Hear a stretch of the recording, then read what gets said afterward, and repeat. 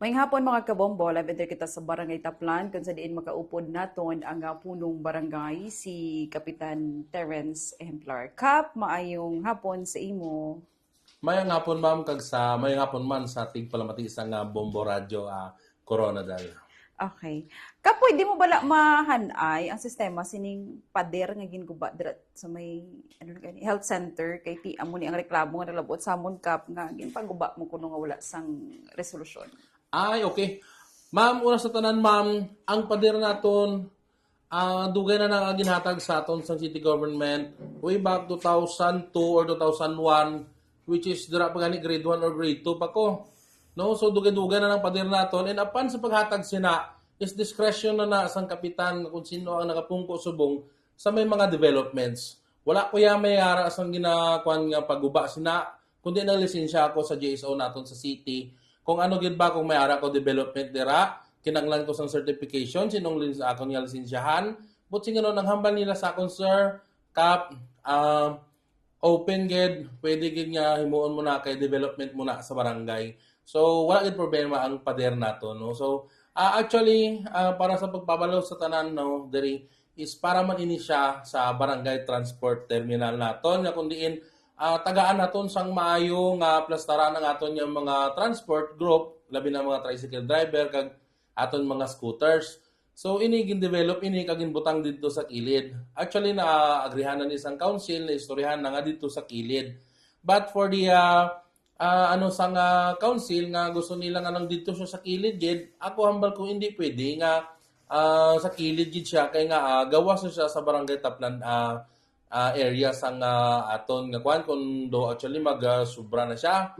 So ang ambal ko sa council suggestion man lang ng inyo wads but ako lang yapon ang mag-decide sini kay syempre as po nung barangay may ara gid ko sang power sang implementation sini nga kun diin makita ko nga kun diin mas nami ang akon nga nakita nga yung plaster dira kaysa sa ginaswestyon sa mga kagawad amo na agin plaster ko dira kag nabuka ang pader inatanan may consent sa city kag sang aton man nga syempre sa discretion man nakon bilang kapitan.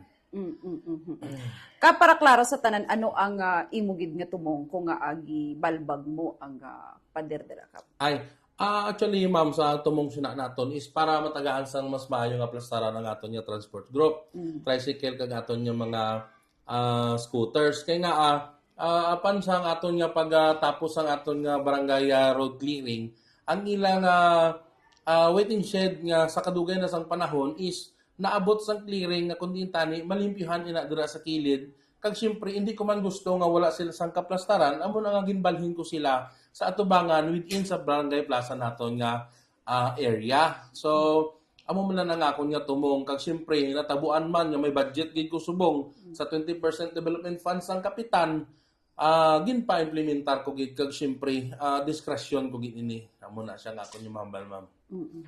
Anong karon ang matabo dira sa kilid sang pader kap kay ti tupad siya sa barangay health worker naton dira ano ang Ay matabo? okay. So siguro kay syempre kung concern man ang aton nga barangay health workers sang ilang ginatawag nga area sang ilang operations layo naman siya mostly pila na gani ka meters kag hindi man hamper ang operations nila but mas ma-access pagani sang aton nga mga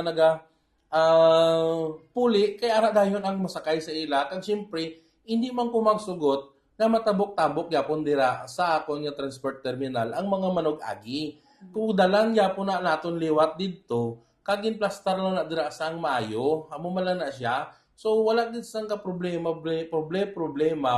ang area dira amo na siya ang akon man gani nagdugang pagani ko CR kag tubig para sa aton nga terminal o di gani nga waiting shed kay para hindi naton mabalaan no nga kun diin makapangihi sang sakto kag makakon inang inkaso por kaso balang nga nang manog bawas ka ara gyud dayon di ba amo man lang akon dira kay syempre gusto ko nga mas maka-access ang mas maayo nga serbisyo ang akon man nga mga katawhan labi na ang transport kag ara man sila da piraminti. Prior sa pagpaguba o kung pagpalbag sa nga pader dira kap wala ba nakabalo ang mga imo health workers dira or even ang mga tawo ngayara sa tupad kap dira sa tumangan? Ang actually ang aton yung mga transport groups, tricycle man kag ang aton nga scooter, nakabalugin na sila kay gin-explain ko na sa ila nga sa paapan sang road clearing may kabalhina ng ilang kuan, ng ilang waiting shed. Napabalo na sila. Siguro kung ang reklamo halin man sa aton nga mga BHWs o kung sa aton nga midwife or sa aton nga nurse, so siguro nakabalo naman gid na sila nga kun diin pero minti man ko dira no nga kun diin mas ma-access gani kun nila kay pila man lang gani nga isa man lang kami nga barangay diri. So amo lang man ang akon. So wala gid problema dira. Sige Kap, last mensahe sa tanang nga pumuluyo sang Barangay Taplan. Okay? Mensahe sa pumulo isang barangay Taplan. So, para sa sini nga proyekto na ginatag ko nga kundiin nga ini kwarta man ini sang katawhan ka gusto ko nga mas mahatag pagig nga mas maayo nga kahilwayan ng aton nga transport may ara sang nami nung pagabutangan ginuhimo ko ini. So kung nakita man ninyo nga ginbalbag namon, hindi ako on ko na tanan. Kung makita man ninyo nga ginbalbag ko ang kudal, may diskresyon ako bilang kapitan sang Barangay Taplan. Kag nalisensya ko na nasa kundiin sa aton sa city, nga sila ang naghatag sina. So kung damo pagit ami pamangkot, pwede mako magkadto diri sa opisina kay para mas maisplikaran ta kamo.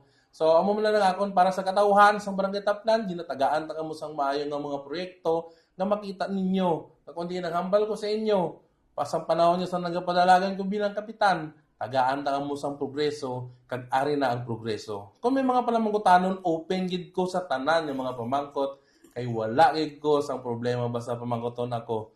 Kay nga balaan ko ang ginahimo ko para sa inyo man lang gyapon. Amo na mayong hapon, madamo nga salamat. Kap, madaw ka salamat kag may hapon man. Thank you.